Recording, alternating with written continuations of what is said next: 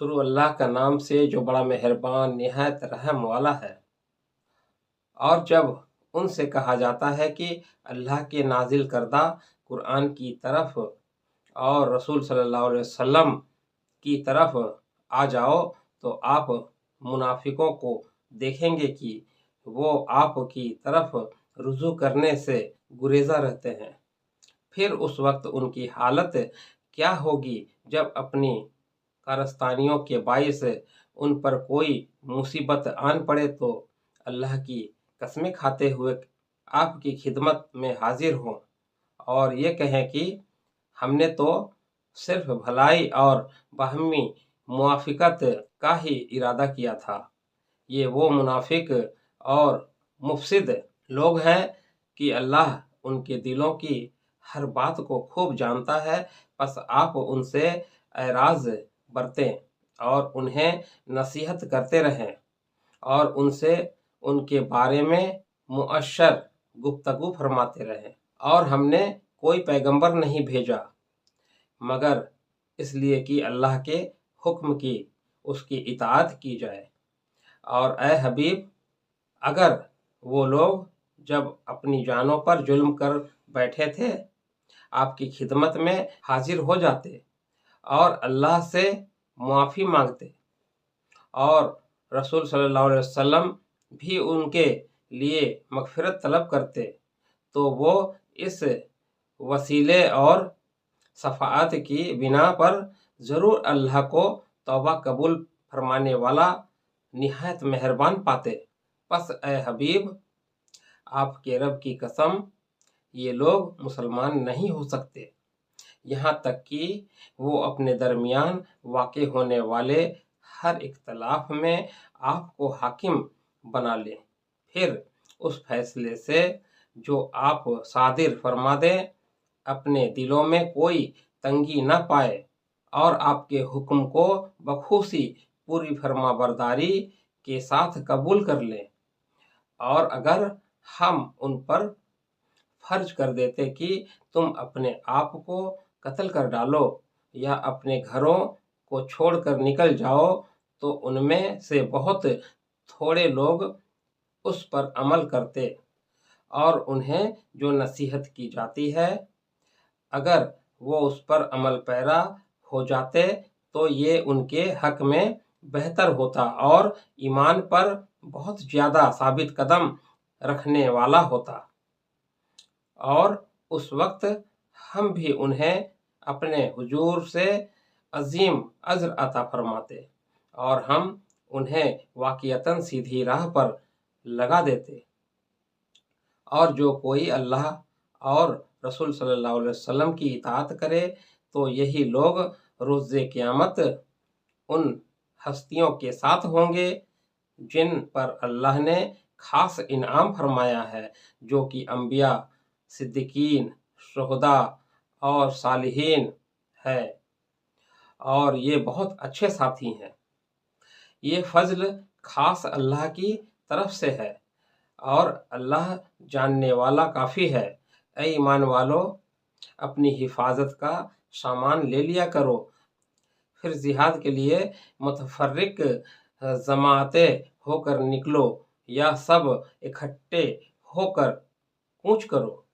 और यकीनन तुम में से बाज ऐसे भी हैं जो आमदन सुस्ती करते हुए देर लगाते हैं, फिर अगर जंग में तुम्हें कोई मुसीबत पहुंचे तो शरीक न होने वाला शख्स कहता है कि बेशक अल्लाह ने मुझ पर एहसान फरमाया कि मैं उनके साथ मैदान जंग में हाजिर न था।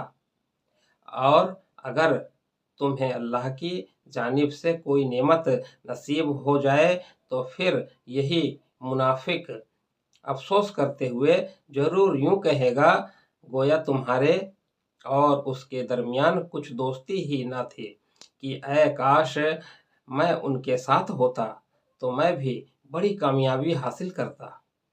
बस उन मोमिनों को अल्लाह की राह में हक की मदद के लिए लड़ना चाहिए जो आखिरत के एवज दुनियावी ज़िंदगी को बेच देते हैं। और जो कोई अल्लाह की राह में जंग करे, ख्वाह वो खुद قتل ہو جائے یا غالب آ جائے تو ہم دونوں صورتوں میں عنقریب اسے عظیم اجر عطا فرمائیں گے۔ اور مسلمانوں، تمہیں کیا ہو گیا ہے کہ تم اللہ کی راہ میں مظلوموں کی آزادی اور ان کے خلاف ہونے والی دہشت گردی کے خاتمے کے لیے جنگ نہیں کرتے؟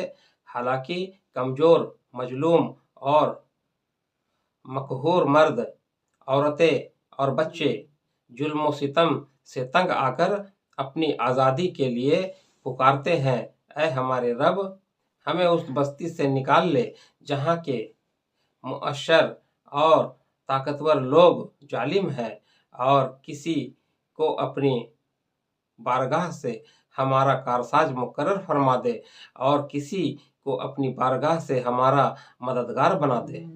جو لوگ ایمان لائے وہ اللہ کی راہ میں ظلم و استحصال کے خاتمے اور امن کی بحالی کے لیے جنگ کرتے ہیں، اور جنہوں نے کفر کیا وہ شیطان کی راہ میں طاغوتی مقاصد کے لیے جنگ کرتے ہیں۔ پس اے مومنو، تم شیطان کے دوستوں یعنی انسانیت کے دشمنوں سے لڑو، بے شک شیطان کا داؤ کمزور ہے۔ کیا آپ نے ان لوگوں کا حال نہیں دیکھا جنہیں ابتداءً کچھ عرصے کے لیے یہ کہا گیا کہ اپنے ہاتھ دفاعی جنگ سے بھی روکے رکھو اور نماز قائم کیے رکھو اور زکوٰۃ دیتے رہو، تو وہ اس پر خوش تھے۔ پھر جب ان پر جہاد یعنی ظلم و تشدد اور جارحیت سے ٹکرانا فرض کر دیا گیا تو ان میں سے ایک گروہ مخالف لوگوں سے یوں ڈرنے لگا جیسے اللہ سے ڈرا جاتا ہے یا اس سے بھی بڑھ کر، اور کہنے لگے، اے ہمارے رب، تو نے ہم پر اس قدر جلدی جہاد کیوں فرض کر دیا؟ تو نے ہمیں مزید تھوڑی مدت تک مہلت کیوں نہ دی؟ آپ انہیں فرما دیجئے کہ دنیا کا مفاد بہت تھوڑا یعنی معمولی سی ہے، اور آخرت بہت اچھی نعمت ہے۔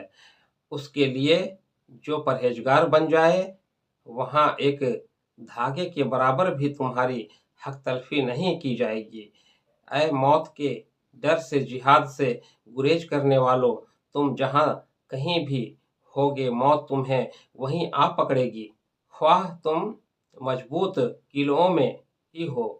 اور ان کی ذہنیت یہ ہے کہ اگر انہیں کوئی بھلائی فائدہ پہنچے تو کہتے ہیں کہ یہ تو اللہ کی طرف سے ہے، اس میں رسول صلی اللہ علیہ وسلم کی برکت اور واسطے کا کوئی دخل نہیں، اور اگر انہیں کوئی برائی نقصان پہنچے تو کہتے ہیں، اے رسول، یہ آپ کی طرف سے یعنی آپ کی وجہ سے ہے۔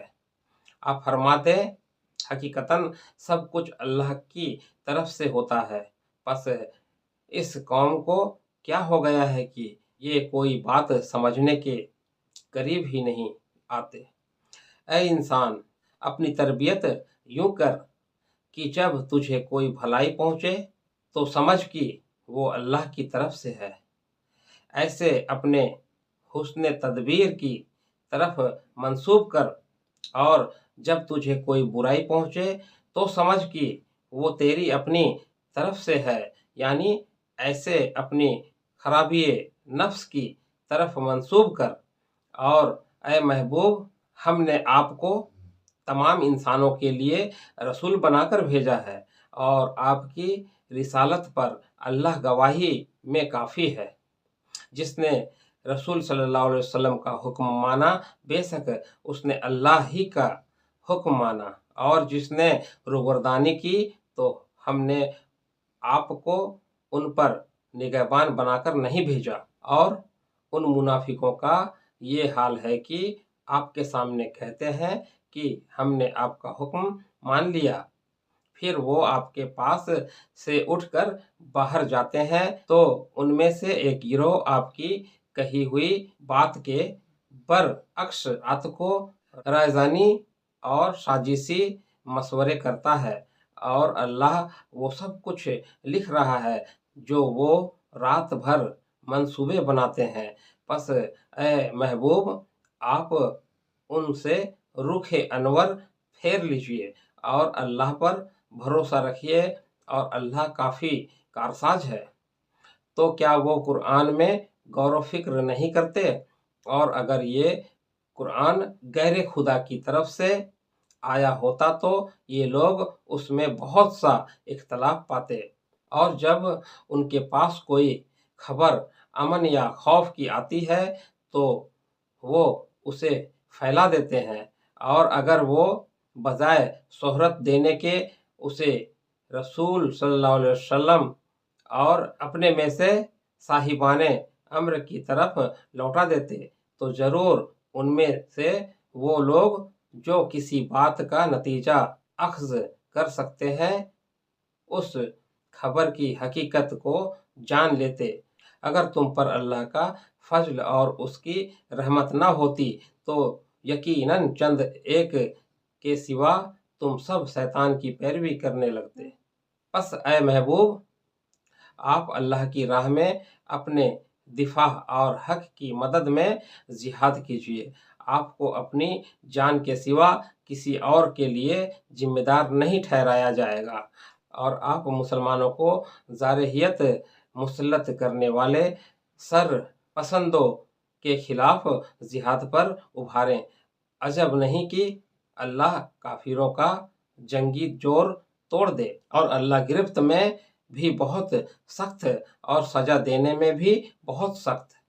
جو شخص کوئی نیک سفارش کرے تو اس کے لیے اس کے ثواب سے حصہ مقرر ہے، اور جو کوئی بری سفارش کرے تو اس کے لیے اس کے گناہ سے حصہ مقرر ہے، اور اللہ ہر چیز پر قادر ہے۔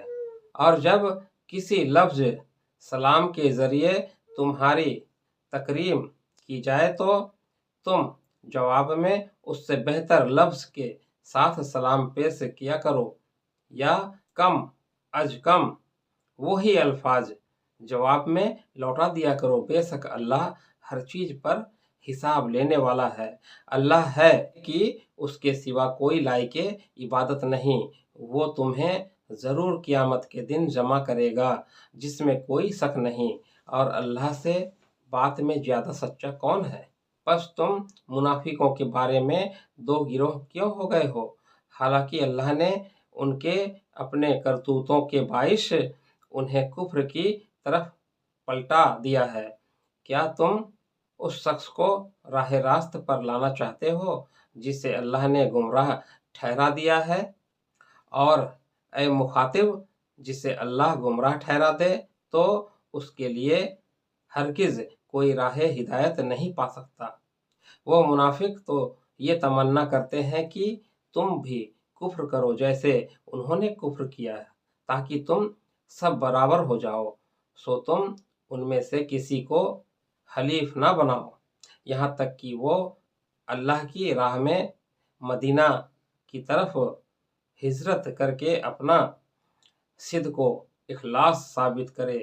پھر اگر وہ اپنے معاہدہ امن سے روگردانی اور جارحیت کا ارتکاب کرے تو انہیں گرفتار کر لو، اور دوران جنگ انہیں جہاں بھی پاؤ قتل کر ڈالو، اور ان میں سے کسی کو حلیف نہ بناؤ اور نہ مددگار، سوائے ان لوگوں کے جو ایسی قوم سے جا ملے ہو کہ تمہارے اور ان کے درمیان معاہدہ امان موجود ہو، یا وہ حوصلہ ہار کر تمہارے پاس اس حال میں آ جائے کہ ان کے سینے اس بات سے تنگ آ چکے ہوں کہ وہ تم سے لڑے یا اپنی قوم سے لڑے، اور اگر اللہ چاہتا تو ان کے دلوں کو ہمت دیتے ہوئے یقیناً ان میں تم پر غالب کر دیتا تو وہ تم سے ضرور لڑتے۔ پس اگر وہ تم سے کنارہ کشی کر لیں اور تمہارے ساتھ جنگ نہ کریں اور تمہاری طرف صلح کا پیغام بھیجے تو اللہ نے تمہارے لیے بھی صلح سوئی کی صورت میں ان پر دست درازی کی کوئی راہ نہیں بنائی۔ دوستو آج کی ویڈیو میں بس اتنا ہی۔ اللہ نے چاہا تو پھر ہماری ملاقات ہوگی۔ تب تک کے لیے اپنا بہت زیادہ خیال رکھیں اور ہمیشہ مسکراتے رہیں۔